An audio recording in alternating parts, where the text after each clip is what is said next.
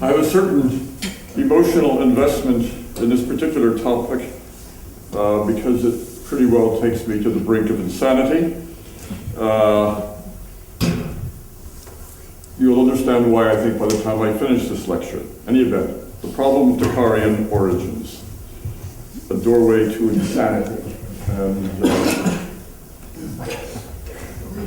I provide this little Buddhist clip. The Buddha will come in and out of this lecture, as you will see.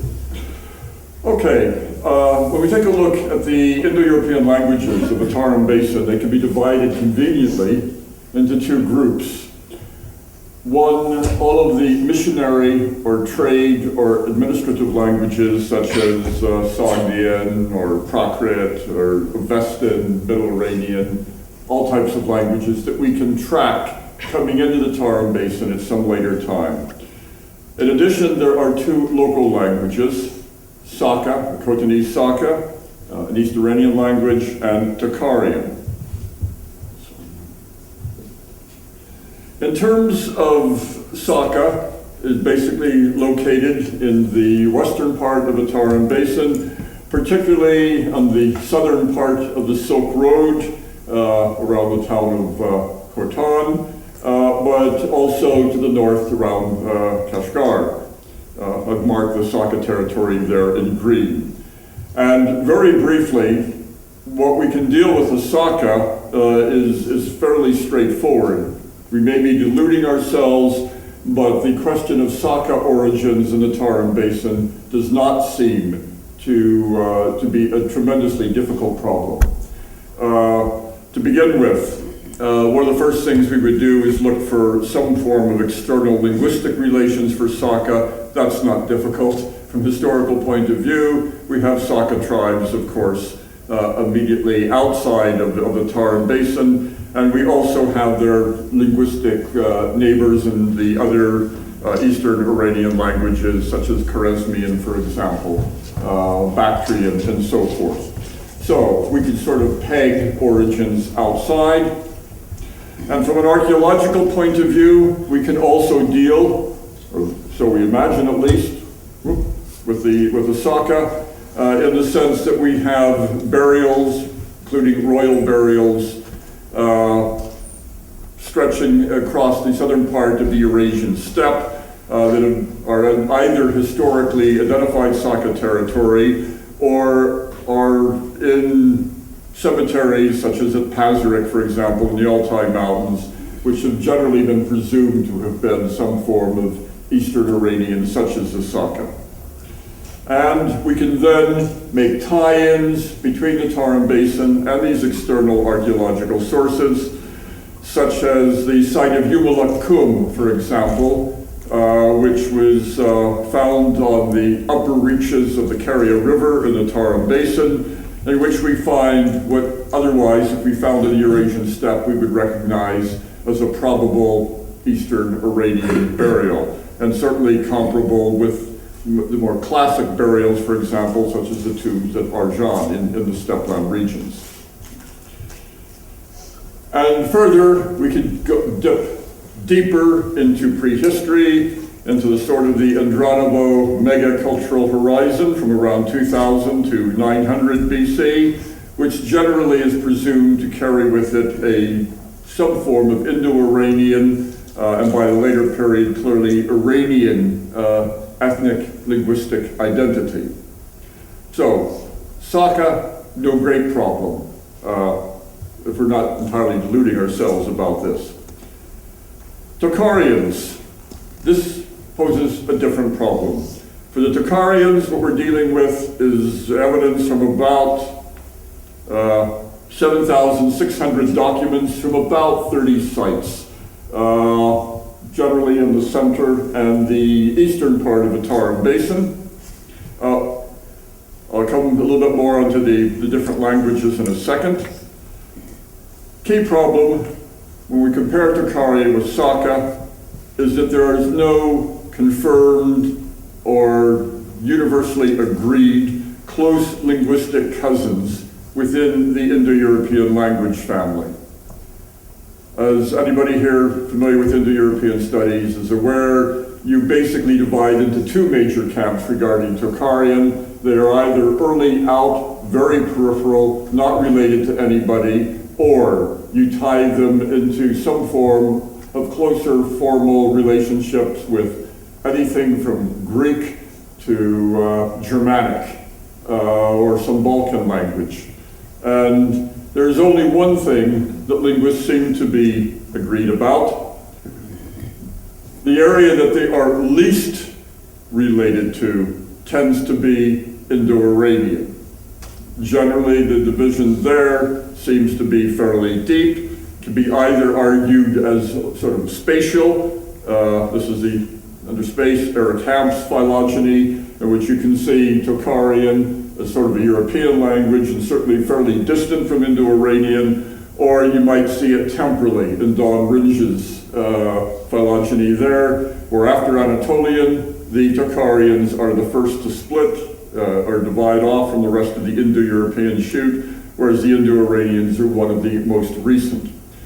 Now, what this results geographically is that the Tocharians then can be seen to be surrounded by Iranians or Indo-Iranians, both linguistically and archaeologically. If you wanted to follow the entire area around, where we locate the Tocharians, they have got Iranians to the north of them, they have them to the west of them, to the southeast we have Indo-Aryans from the same major stock, and if we wanted to continue around, then we'll hit Tibetan and Han Chinese. So, the Tocharians are sort of locked in a particular area. Now, if we want to deal with Tocharian origins, primarily as an archaeologist, looking over our shoulder at linguistics, I think there are four things that we have to do. First, we would start with the physical and cultural remains of known historical Tocharian-speaking peoples. Starting from there, we would try to move back retrospectively from the historical Tocharians into the prehistoric record to see how far we could follow them there in the Tarim Basin. And then we would begin looking outside the Tarim Basin to trace the immediate origin of the prehistoric Tocharians to some location outside of Xinjiang, outside of Western China. And finally, we would need to trace the path of these prehistoric Tocharians to some geographical source that fits into at least somebody's solution or model of Indo-European homeland and Indo-European expansions. So it makes a certain amount of sense in the overall picture. So let's take a look at the first problem here. The physical cultural remains of known historical Tocharian-speaking peoples. What do we actually find when we go to look for this? Well, we get the Tocharians in all their glory, represented iconographically in Buddhist shrines. Unfortunately, what we find is that the Tocharians present themselves to us either as Buddhist monks dressed in North Indian clothes, or they are represented to us as the so-called Tocharian donors, as warriors dressed up in Sasanian, that is, Iranian dress. We do not see Tocharians through anything but the lens of Buddhism and the ties between Buddhism and the artistic traditions associated with Buddhism and contacts with the West. In short, to try to find and trace the origins of Tocharians with the evidence that we are basically given is sort of tantamount to trying to discuss the origin of the Japanese when the only source we would have had were baseball trading cards. Because we are seeing them outside of their own native culture, whatever that was, before they became Buddhists. So, I'm giving Buddhism sort of a hard time here, and I will claw back on that for just a second and take my favorite quote from the Buddha: "Believe nothing, no matter where you read it. or who said it, no matter if I have said it, unless it agrees with your own reason and your own common sense.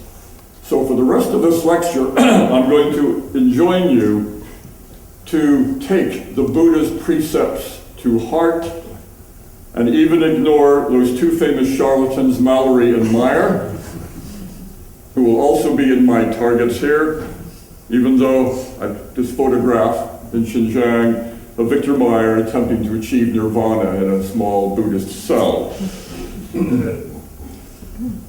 Believe nothing, including stuff that I have written previously. I certainly don't, so there's no reason for you to follow me on this. Okay.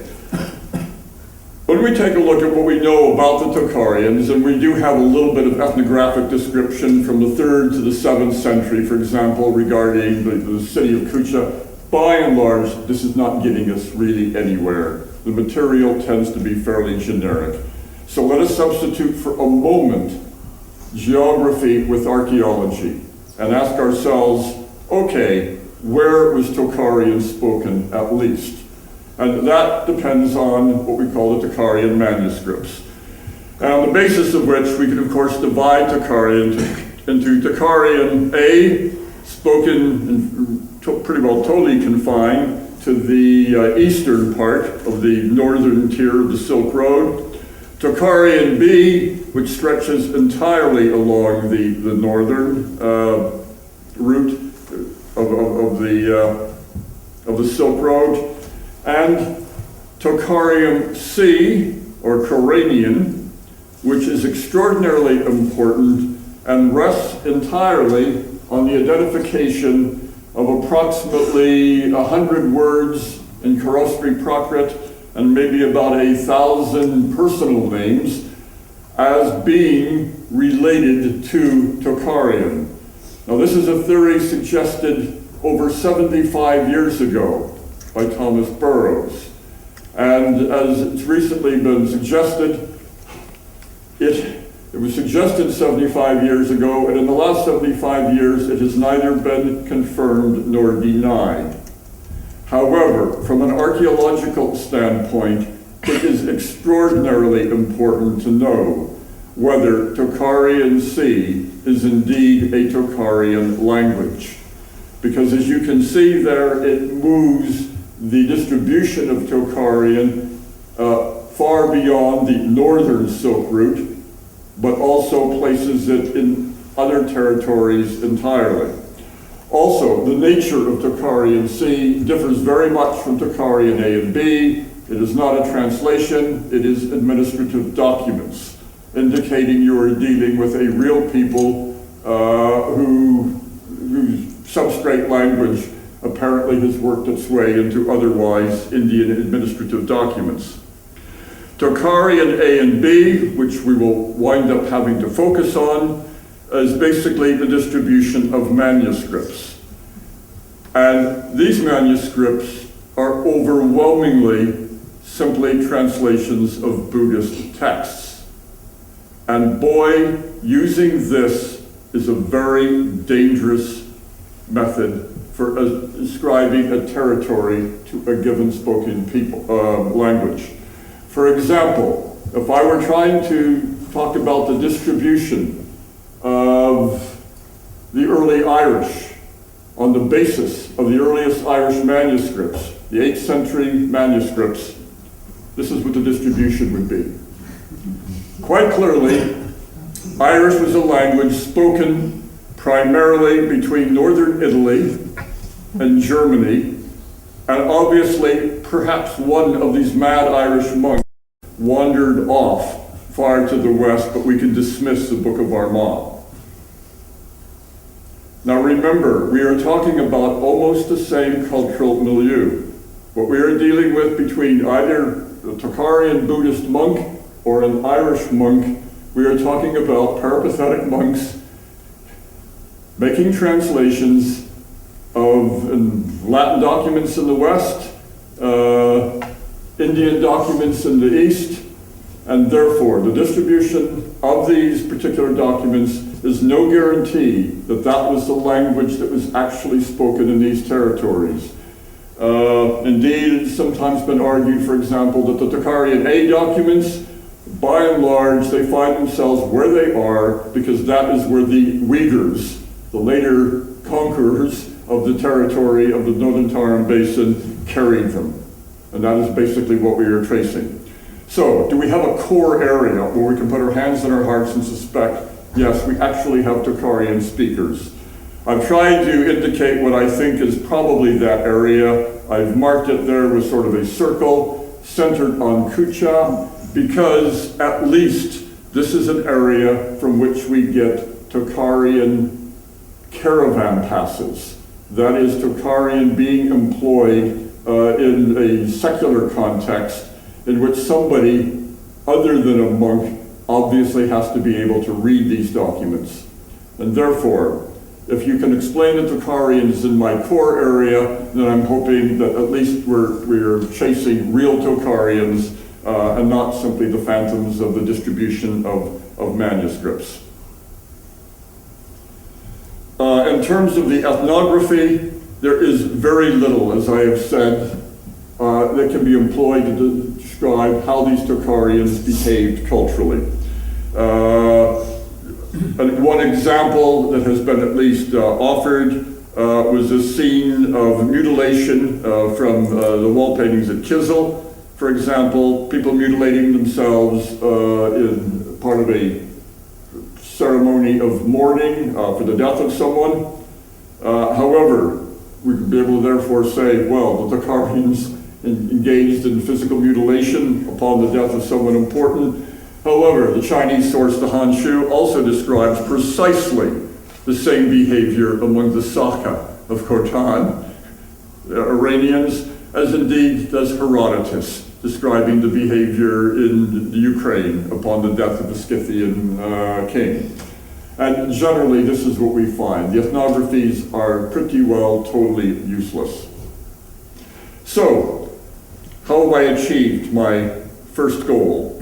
I failed utterly. I can't even get started. I've had to substitute in the end geographical evidence for archaeological evidence to begin the quest for Tocharian origins. So, I will pretend like I have done something and immediately now move to my item 2. Trace the remains of historical Tocharians retrospectively into the prehistoric record. First question, how far back do I have to go? When do I think the prehistoric Tocharians were alive? If you take a look at the range of dates offered by Tocharian specialists for Proto-Tocharian, the ancestral language to Tocharian A and B, the best guesses for when these two languages split. By and large, most people, George Lane, Don Ringe, Georges Pinot, Carling, and using glottochronology, as Václav Blažek is wont to do, generally place it somewhere between around 500 and 1 BC, roughly. The only person offering a considerably earlier date would be Doug Adams, who believes that the separation should actually be considerably earlier, anywhere between 1500 and 500 BC. What we've got here then is sort of a notional idea when Tocharians should have been probably in the Tarim Basin and begin dividing. And that would have been basically sometime during the Iron Age for most people, or possibly well into the Bronze Age in the case of Doug Adams. Tocharian C, because nobody knows its status, has no place in this, so we really aren't discussing, if it does belong, we can't actually discuss, the earliest common date for all 3 Tocharian languages. What can we tell from Proto-Tocharian? Well, we can go chasing after Proto-Tocharian culture. If we go through Doug Adams' etymological dictionary, which is currently being revised, may come out fairly soon, we're talking about something over 2,500 words. And what I'm basically interested in are those items of Proto-Tocharian vocabulary that tells us what cultural words were carried or retained by the Tocharians when they entered the Tarim Basin, assuming that the Indo-European homeland is not in China, which has been suggested, of course, by A.K. Nare in his solution, but I'll leave that aside. Okay, what are we looking at? I've given here sort of a word list regarding the Tocharian economy. It has plenty of retention of the basic words indicating a pastoral economy. Livestock, it has the good old four-footer word. It has several words for cattle. It does the ovicaprids quite well. Horse, obviously. Dog. And one nasty word that does not belong, that really should have been shed. Tocharian B, shuo, pig, domestic pig. It occurs clearly in context in Tocharian B, with few contexts it does occur, indicating a domestic pig, pig excrement, and things like that. And it is problematic. The only way we're going to be able to explain this generally is assume that the word once meant domestic pig, then it became wild pig on the way to the Tarim Basin, and then was reassigned to the domestic pig when they encountered pigs from basically Chinese society. Immediately to the east of the Tarim Basin in Gansu, you have major pig raising societies. We also have a whole series of words associated with arable agriculture, words for plow, tilling the soil, and various words for grains, seeds, the word for bread, apparently coming from an earlier word for wheat. Many of these terms have to be fairly vague. Millet is a major crop in the Tarim Basin with early domestication from China. And in this case, it appears to be semantic shifts in the Tarim Basin, in Tocharian at least, coming from words earlier meaning barley or something like that, and then being simply reassigned to millet. We get a series of words for animal products, milk, animal fat, grease, honey. We get a few words regarding textiles, which is really terrible that we have so few, because this is one area in which we get total preservation of textiles. We would love to have words for pattern weaving and things like that there. And then some generic terms for weapons. Among the metals, gold and silver are preserved in Tocharian. And regarding transport, the entire semantic field there, wagon, wagon chassis, harness, perhaps wheels, spokes, all of these can be found, as well as two words for boat. Regarding architecture, we get a general word for enclosure, village, house, door, and bed, and some words associated with social organization.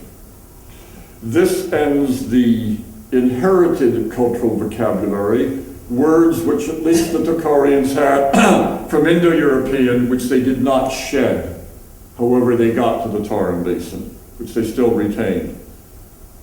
However, there are a number of other words which are culturally important, and these basically come from Saka. Words for iron, weapon, knife, axe, army, a flax garment, and also words associated with social organization and ideological belief, king, glory, share, possession. Two of the most critical items of material culture are argued to come in much later. The word for brick is supposedly from Sogdian, and the word for canal is from Bactrian, and therefore they may not have spread, irrespective of how early we find bricks and things in the Tarim Basin. The words themselves we don't seem to recover from anything until maybe the early centuries AD. The late Xavier Tremblay has argued that the earliest stratum of Iranian loanwords in Proto-Tocharian is Old Sakan, and that is to be explained by meetings between the Tocharians and the Saka within the Tarim Basin. It specifies that it involves there's no evidence that these loans involve a geographically remote Iranian language. And so what he is arguing here is that on the way to the Tarim Basin, there is no evidence that Tocharian picked up Iranian loans. It only absorbed them when it had arrived in the Tarim Basin. And this puts the Tocharians, basically, whatever route they got there, sort of isolated from Iranians. This can be challenged, because I'm emailing back and forth with Doug Adams, that Tremblay's Old Saucan is very close to simply Proto-Eastern Iranian in the first place, so we might be able to distinguish between a word in Proto-Eastern Iranian versus that of Saucan itself. Among the words, perhaps I think the most diagnostic would certainly be the development in Iranian from the Indo-European word for, an edged instrument coming to mean sword, and in Khwarezmian and in Saka coming to mean iron or steel, and this is the word that is lent into Tocharian to mean iron as well. Now, the nice thing about that is that iron begins to appear at about 1000 BC. Since Saka and Khwarezmian seem to be sharing the same word for iron, it looks like the Saka may have brought that same word, therefore, into the Tarim Basin from 1000 BC onwards, something like that. And the Saka knew iron, therefore, perhaps before they entered the Tarim Basin, and this might imply that the Tocharians were already there if they did not pick up the word for iron until that point. It's a loose bit of logic, but one I suppose can try to run with this. Okay, from an archaeological point of view, what are your potential Iron Age Tocharians then? Your potential Proto-Tocharians. And so, I pop back the linguistic map, although now plotted on it are the names of certain archaeological sites, Bosdung and Chungbok and Collarville, for example. And I first must deal with one hideous problem of archaeology. It has been suggested in a book that only appeared earlier this year by Leonid Shverchkov on the origin of the Tocharians, that we can find them quite clearly by simply examining the ceramics of the Tarim Basin, that the area of which the Tocharian A and B occupied were areas of painted wares, whereas plain, unpainted gray wares basically coincide with the territory of the Saka. So, Saka, boring gray wares, Tocharians, bright painted wares. The problem with employing this particular type of logic, which for him leads in a trail back to Fergana, is that just about everybody else would argue that that painted pottery simply represents the spread of native Chinese pottery to the west. It's an eastern-west spread. It is found on sites. We can follow the dates of them, and therefore, the painted ware distribution comes from Gansu, and we cannot look upon this basically as an ethnic marker of Tocharians from wherever they may have come from, unless you imagine that the Tocharians came from Gansu, from further east in China, and moved to the west. On top of which, the metallurgy that we find on these sites of the Iron Age is basically comparable to the same types of metal types we find in the Eurasian steppe zone. That is the area that we would normally said it was Iranian. So we're in a hideous problem from an archaeological point of view because all of the major markers of material culture are associated with people whom we already exclude from being Tocharians, either Chinese or Iranians. If we take a look in this area, roughly the core area, we have basically a series of cemeteries which some would like to relate to one another, others don't. There are certain common features of them. Some of them can be quite large with burials in the hundreds. Cargill, the largest, The burials that we find of men accompanied by their horses, if we go north of the Tian Shan Mountains that block the Tarim Basin from the Eurasian steppe, we find precisely the same type of burials in cemeteries that we would otherwise regard as Iranian. And the problem that we have here is that all of the sites south of the Tian Shan, in the foothills of these mountains, look like sites from the Eurasian steppe and look therefore like Iranian sites. What this means then is that the Iron Age Proto-Tocharians of the first millennium BC are either hiding under the parking lot of KFC in Kucha and other oasis towns, and we have never seen them or never found them, or they are absolutely indistinguishable from the Saka. And we cannot tell a Tocharian from a Saka in terms of their material culture or cultural behavior. In short, that in the 6th century AD, the Tocharians were already masters of disguise. They dressed up and pretended like they were Sasanians. On one hand, we would hope this might get us closer to finding out, an original people, but the two major sites are basically useless. One of them, Shintala, for example, is the only site south of the Tian Shan where we get both metal artifacts of the steppe are found with gray ceramics of the steppe. Again, we're in Tocharian-speaking area, but everything about it is screaming Saka, insofar as we can see. And at the other site, at Khaladun, its connections, its cultural connections, tend to be with the West, particularly Ashtala in the western area, which is very clearly in Saka territory. We move back a little bit further. In short, we're trying to go back further and further in the archaeological record to see what does a real Tocharian look like when he's not dressing up like what we think is an Iranian.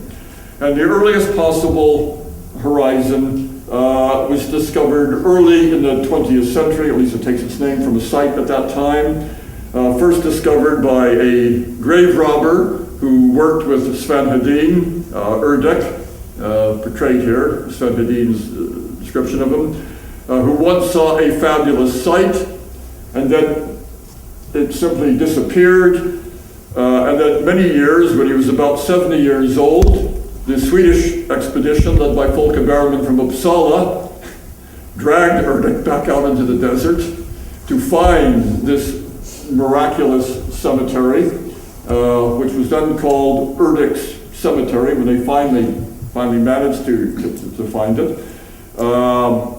Also named Small River, or Small River 5 Cemetery. And Bergman did some small excavations there. You see some of the scenes from the cemetery, and one of the mummies tipped out of a coffin by grave robbers. Bergman excavated the site, published it, and it sat, published in English, no problem, but the Chinese paid no attention to it until someone finally got around to translating Bergman's site report into Chinese. That set off a flurry of activity, and the site was once again rediscovered and fully excavated. And what we now know is that we have a horizon, an early Bronze Age horizon dating from around 2000 to about 1600 BC, which we can call the Xiaohe. That simply means Small River Horizon. It is primarily concentrated with a number of cemeteries or individual burials near the dried up lake of Lop Nur in the far east, the ancient kingdom of Khoran.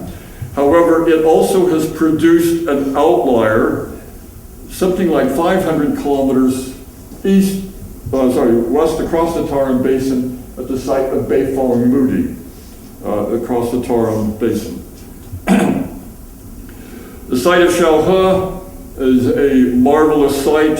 The mound itself is about 7.5 meters high. It's entirely covered with sand. Measures about 40 by 80 meters. The burials were arranged in 5 layers. The graves marked by poplar posts, of which 190 were still standing, up to a height of 4 meters long. Just a few quick scenes from the excavation that was undertaken by Abdurrasul Idris of the Xinjiang Archaeological Survey. You can see the post standing there where the coffins being uncovered in their different layers. Just follow one coffin, normally tamarisk or various seeds, placed over a leather skin. Quite clearly, it seems that the cattle were butchered at the site, and the skins put on while fresh so that they would contract and tighten over the lids. The lids, as you can see here, wooden planks covering over what otherwise would pass for a boat-shaped coffin in Scandinavia. And total preservation of these people dating back nearly 4,000 years. This is one of the more spectacular here. Woman completely dressed, wrapped in a shroud. Her clothes, as you can see, would give just as much of offense as some of the Danish bog bodies did when they were uncovered. These string dresses and things, also here in the Tarim Basin. Large fur hats. I've included a small little figurine, frequently found, completely buried in one of these. And you may be able to see a series of little round things. These are balls, and in the shrouds, they would be tied up with small little balls, and the balls would be filled with either seeds of wheat or of ephedra. And our lady here reconstructed as the beauty of Shaohe. Now, totally spectacular cemetery.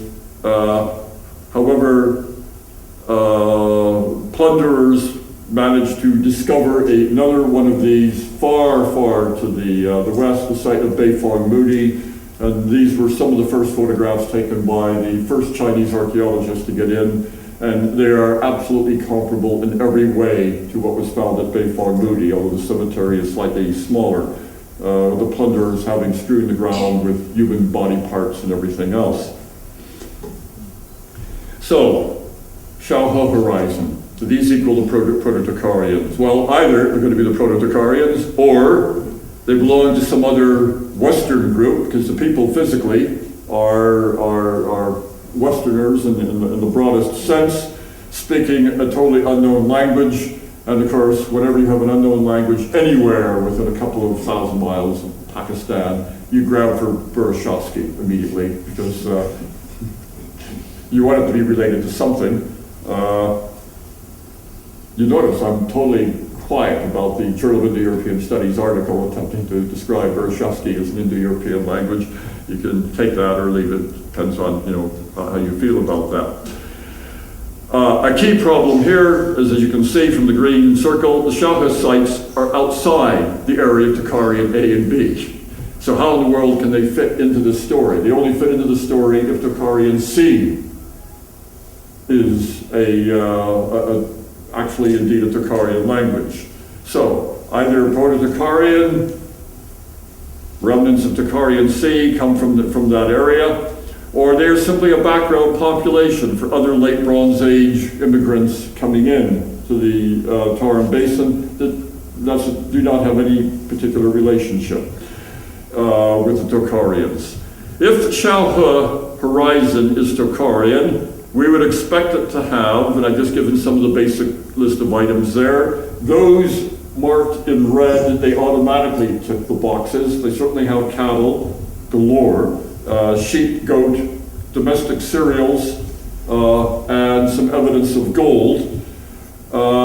They do not have real vehicles found from the burials themselves, but shortly afterwards, within the Tarim Basin, we have remains of real vehicles at Wupu, and we have them from an earlier period in Mongolia, so it would be very odd if they didn't have real vehicles.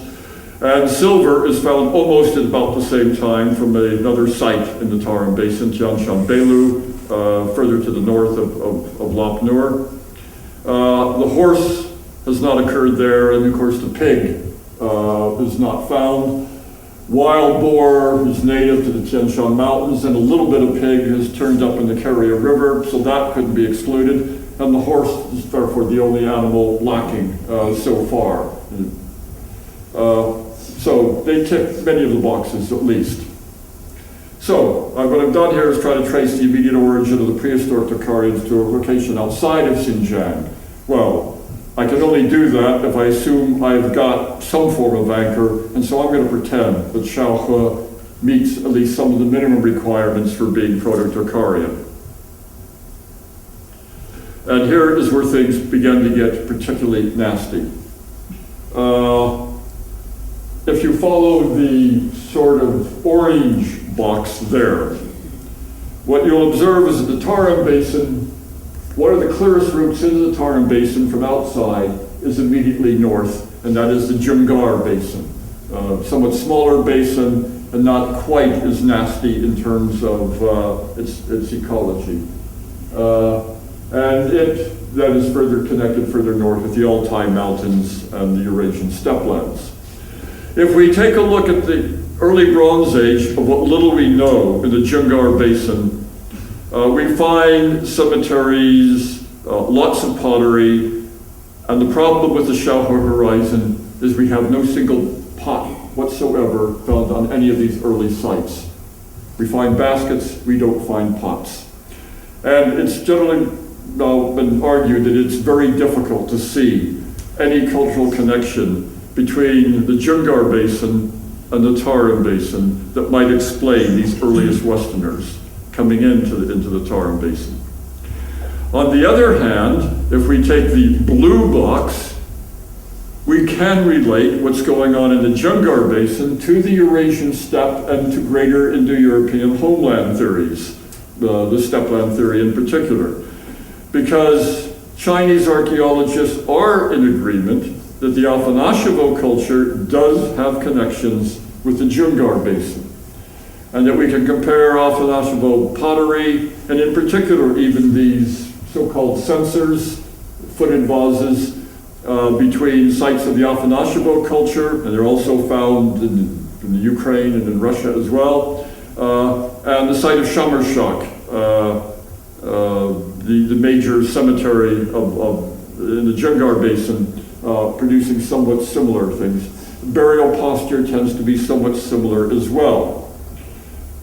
We do not find any pottery in this early horizon in the early Bronze Age of the Tarim Basin.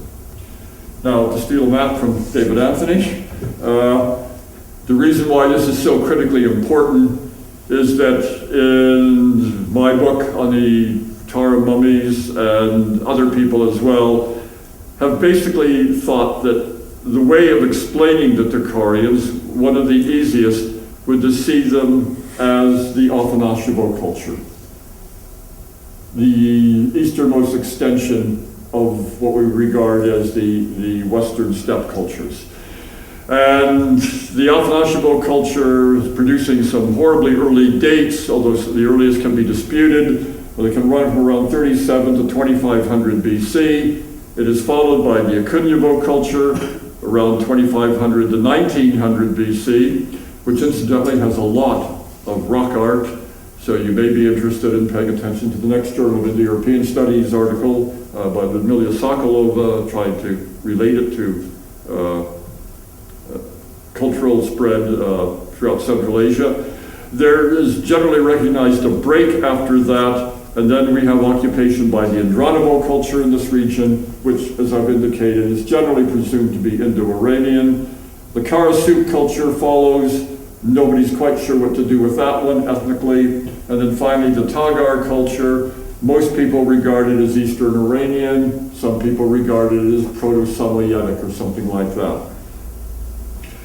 Now, because so much hangs on it, I and others, such as Elena Kuzmina, engage in what I regard as a little bit of Chinese chess, qing chi, in which you have a chess piece called the pao, the cannon, which rather than simply takes a man, it has to jump over one man and land. And this is what I do effectively here. Forget the Jungar Basin. How can we compare the Afanasyevo with Xiaohe and assume we simply don't know enough in between? Well, does this give us a hint as to where these people are coming from? There is some ancient DNA analysis of the Xiaohe burials. Among the females, the predominant in terms of mitochondrial DNA in general among the burials, the primary type is C4, which, if we look at the current distribution of it, tends to look like native certainly to Asia, and can also be seen particularly concentrated in Siberia. How much you want to make out of modern distributions, this does not necessarily occur, any movement of the women at least, from the West. But the males have good old R1A1A. For the Y chromosome, I'll be very interested in hearing the later lecture on DNA, because this is one of those absolute pain in the arse haplogroups, which by some are argued clear evidence that the Indo-European homeland is in Eastern Europe because of the high modern concentration of R1A1A there, and others arguing nonsense that does not prove anything, and indeed you have more and deeper clades of it within India. And if it meant anything, it would be suggesting populations migrating from India. So where this arguments particularly stand on this particular group, one way or the other, difficult to say. I don't know where it originated, but it is found in ancient DNA among Bronze Age populations in the Yenisei region, which, as you can see, at least is there north of Xiaohe, and might therefore indicate, again, a movement from the north to the south. In terms of the archaeological comparison, I can make them, but I could not put my hand on my heart and say that I necessarily believe them. The Afanasyevo culture has circular enclosures around its graves. At the site of Kerrygal, one of these Xiaohe sites, and indeed the earliest of them, we have, needless to say, no stone enclosures, but we do have timber circles. This would be great, except that the Afanasyevo culture should end 500 years before the Xiaohe horizon. And therefore, the background culture should have been the Akunyevo, and there they basically use rectangular enclosures. So comparing a rectangular stone enclosure to a round wooden enclosure is sort of grasping at straws. The Xiaohe cemeteries have a variety of different types of totems. Particularly spectacular are these posts with ox skulls tied to them, and normally cattle dung, mounds of cattle dung at their base. Might be compared with the types of things we find in the Akunyevo culture, where we routinely get long, tall stone posts completely covered with totems. Alas, not ones that I can see as cattle. You get a lot of faces on these that have been regarded as shamanistic. The one thing that the Xiaohe culture does have is the burials of very tiny micro masks, of which some of these I've tried to illustrate here. And in the Akunyevo culture, we even have somewhat similar micro masks carved out of stone that have been found accompanying burials. The use of metal in the Xiaohe culture is truly bizarre.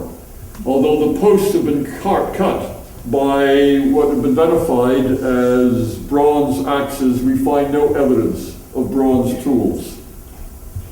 The only evidence of bronze, and it's abundant enough, is simply small slivers of bronze that have been pounded into the tips of posts. And the closest thing for this random use of bronze I can find is the occasional use of staples in Afanasyevo wooden vessels, which I found once in a catalog of Afanasyevo material. By and large, this is crap, but it's the best I can do archaeologically. So then we compare here Tocharian and Afanasyevo. How does Afanasyevo stack up as an Indo-European culture that could be the background to the movement of Tocharians into the Tarim Basin?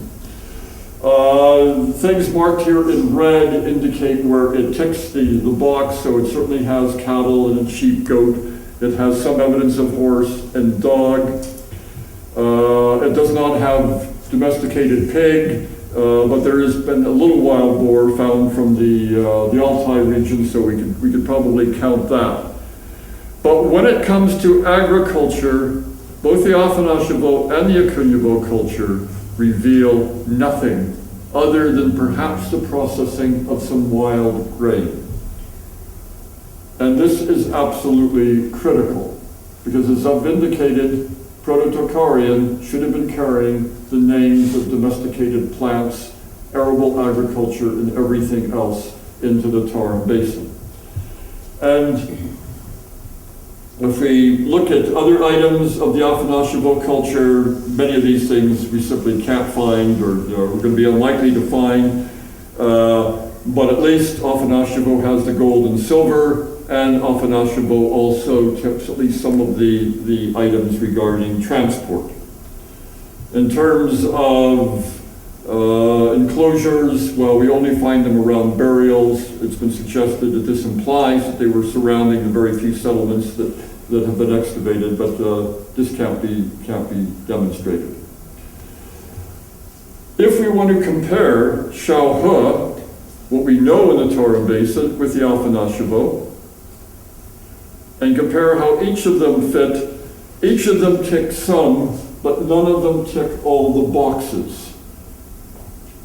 By and large, in the case of Shaohe, I think we can assume it probably ticks everything that we absolutely need. Afanasyevo, the key element is domestic cereals. It has no evidence of domestic cereals, and because of that, we have the totally weird situation that the earliest horizon looks more like Tocharians than anybody on the steppe lands who should have been their ancestors. So, the critical problem here are that the Eurasian steppe cultures, going to the Altai, the Jirga, or the Tarim Basin, however we're going to play this game, there does not seem to be any evidence of agriculture throughout the vast Eurasian steppe lands before the Late Bronze Age or the Iron Age. And so the Tocharians, if you follow this, and this is actually what archaeological evidence reveals over time, the Tocharians should not have made it as part of the steppe expansion. They would need a different trajectory, or they come through the Andronovo horizon somehow. So, I'm going to give you our summary of ignorance. 1. A lack of evidence for Tocharians independent of some form of international style means that we really have no point to even begin the discussion of Tocharian origins with. All we have is a geographical distribution of the documents and the validity of Tocharian C. If you don't have a PhD, and this is the area you're interested in, for God's sakes, would somebody tackle this problem? Because it's been sitting there 75 years. Tocharian studies has moved on an awful lot since the time of late 20s and 30s articles, and we should be able to deal with it far, far better. And therefore, I think it would be well worth taking a look at again. During the Late Bronze Age or the Iron Age, so far as I can see, it's impossible to distinguish between a Tocharian and a Saka, at least on archaeological grounds. It may be a problem of our paradigm, our assumptions regarding Eurasian steppe cultures, such that we have got to the point that everybody that we see is Iranian unless they can prove otherwise. In any event, the reconstructed lexicon does not distinguish between Iranians and Tocharians. I try to think of, is there any element of Indo-Iranian culture that might distinguish them from what we know of Tocharians? And you could probably play the Soma gambit. You have Soma or Halma in Iranian, sacred drink, and if you want to follow the evidence of the BMAC culture and assume that it was a mixture of ephedra and things like that, it will give us the type of result that we absolutely do not want, because in the Tarim Basin, the earliest horizon continually uses ephedra. So if you used ephedra as a marker of Iranianness or Indo-Iranianness, then the earliest horizon would be Iranians as well. So we gain nothing that way. If the Tocharians cannot be anchored within the Tarim Basin, it's going to be very difficult at least to derive them from outside, because we have no idea what we're trying to tie from one arrow to another. The Tocharians look like they absorbed Iranian culture on the steppe, but little language, if you imagine that they had a late movement, or the Tocharians and the Tarim before Iranian arrived there, and then later absorbed the material culture. Or we have to imagine we've still not found a single Tocharian in the Tarim Basin. They're still hiding from us there. We have three models for explaining Tocharian origins. None of them work. The steppe model is great because it puts Tocharians on the periphery. If you like to believe that Tocharians separated very early from Indo-European, if you want to associate them with Alpha Nashevo, and that means that the Tocharian does not need to meet an Iranian until it gets in the Tarim Basin, as Xavier Tremblay was trying to indicate.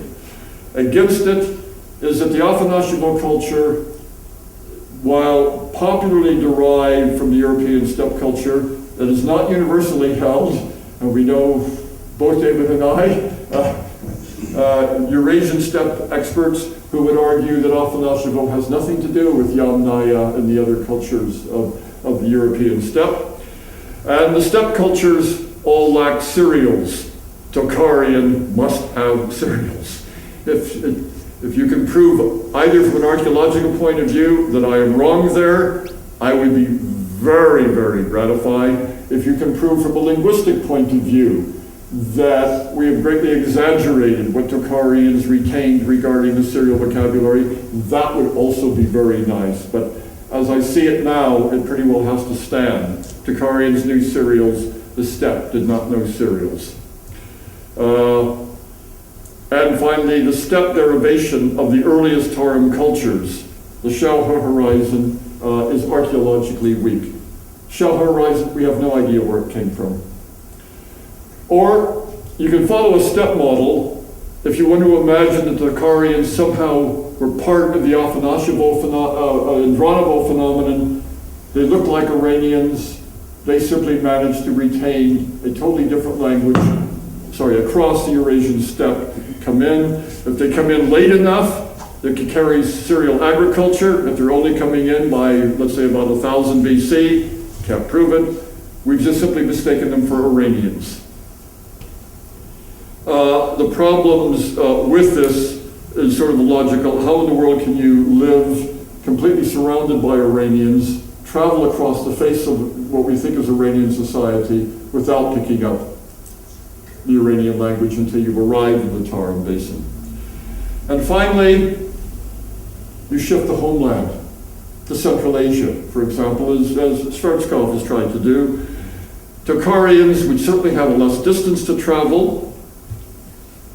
If you have a Central Asian homeland, you can draw arrows any way you want and have any phylogeny you want of Tocharian vis-a-vis other Indo-European languages.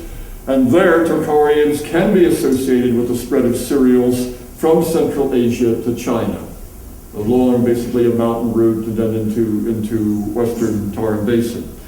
Against this is, I think, a Central Asian homeland for the Indo-Europeans completely sucks when it comes to explaining the European languages.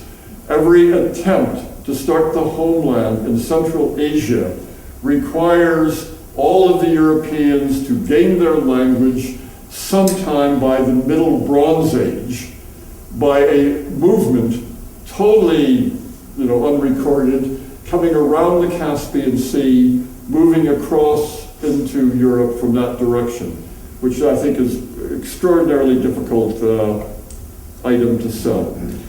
I contemplated that the only way of solving this problem was once again take a leaf from the Buddha, and that I would sit down under a Bodhi tree and ask myself, where did the Tocharians come from, and sit there until I had enlightenment. I became a Buddha and I understood it. I am, however, enough pessimist to imagine that if I did so, I would simply starve to death first. Thank you.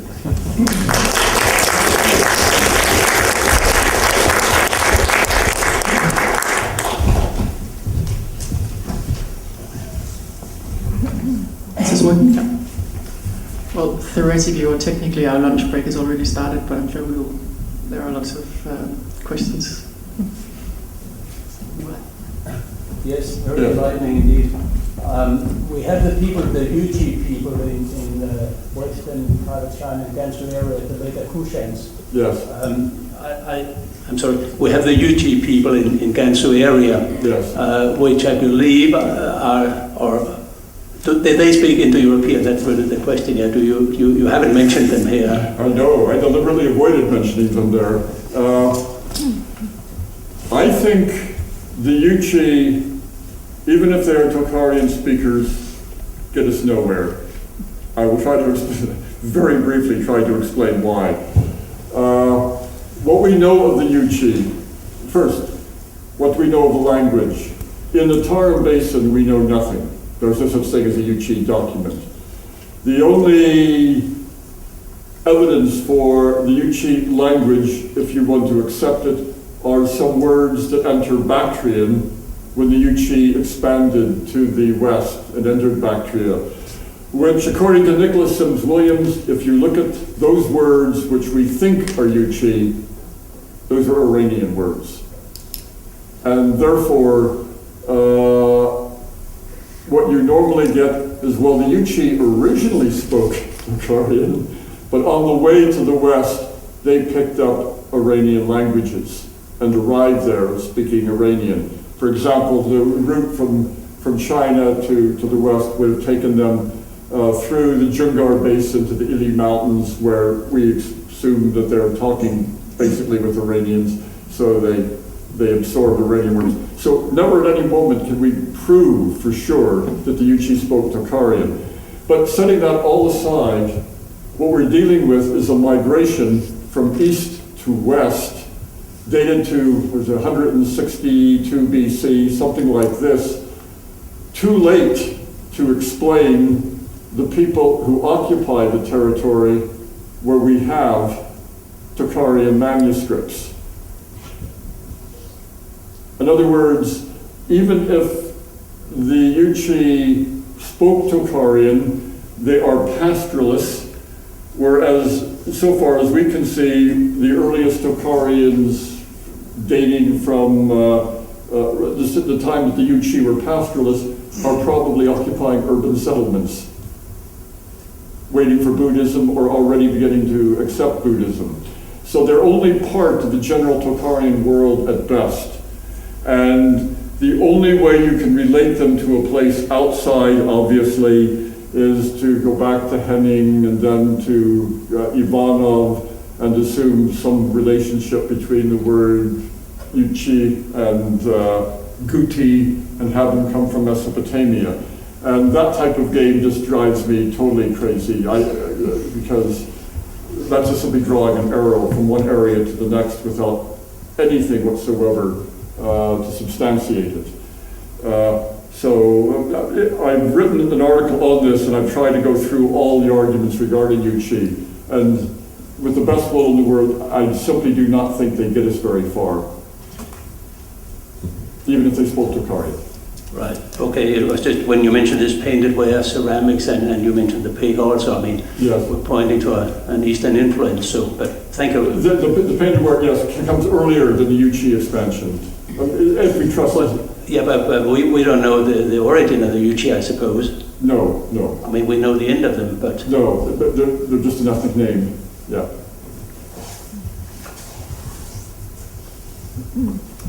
Yes. Can you? I should ask everyone to speak in the microphone, please. You'll be handed a microphone right now. Otherwise, it won't be recorded. Thank you. I have 3 clarifying questions. First of all, you talk about Saka. Is that Soktanian, from Soktia? No, the Saka, Kootenai Saka, well represented in Khotan. It was the actual language in the southern part of the Tarim Basin, over a very broad area.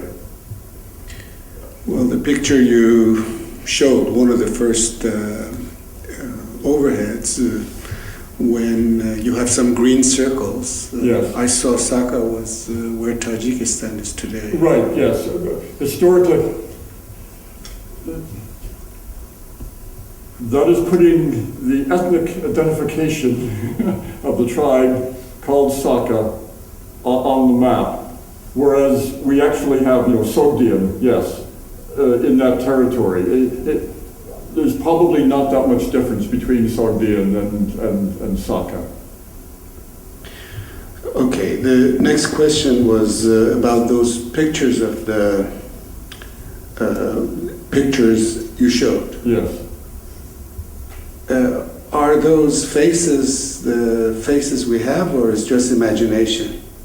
No, they are Western faces, shall we say. They will have beards, if this is what you're talking about. The problem with the faces is that if you go through the Buddhist shrines, because of Muslim beliefs regarding showing of the face, they almost invariably have their eyes and parts of the faces straightened out. No, I'm talking about a picture where you showed them in Sassanid's clothes, yes. And on the right side you showed them in Buddhist. Yes. Is that a real picture? Is Yes. that yes? Yes. Because they don't look Iranian at all. They look very much Mongolian.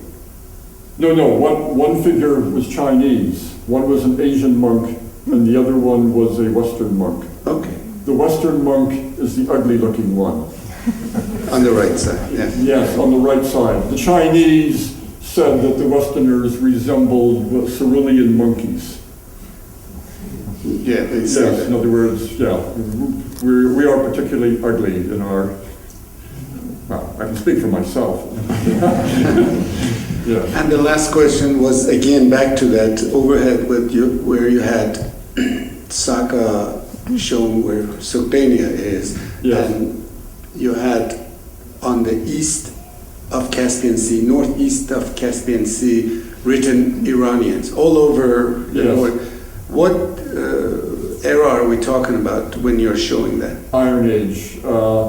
Therefore, you're probably talking about around the 7th century to the 1st centuries BC, certainly in the western part of the steppe. So when you say Iranians, you include Scythians then?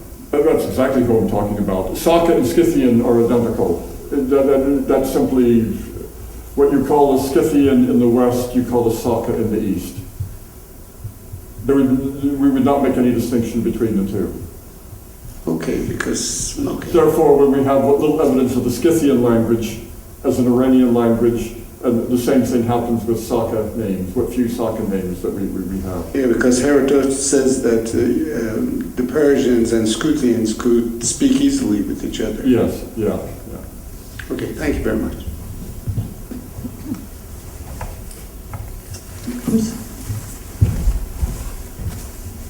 Do we know anything about the climatic circumstances in the Taklamakan in the Bronze Age or the Iron Age?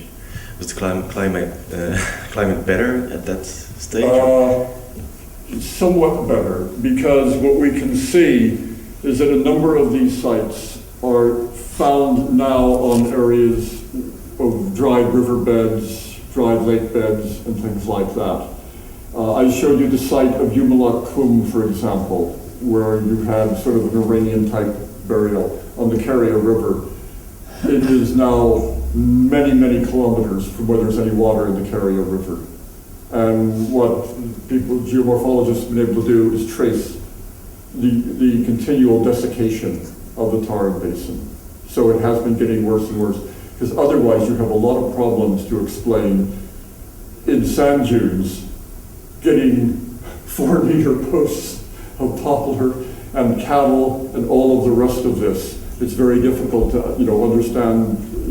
This contrasts very greatly against the environment as it is today. Yeah, so it has changed considerably. And would it be possible that if the Tocharians were there in the middle, that they split up? So one group went to the south and another group went to the north or something? Yes.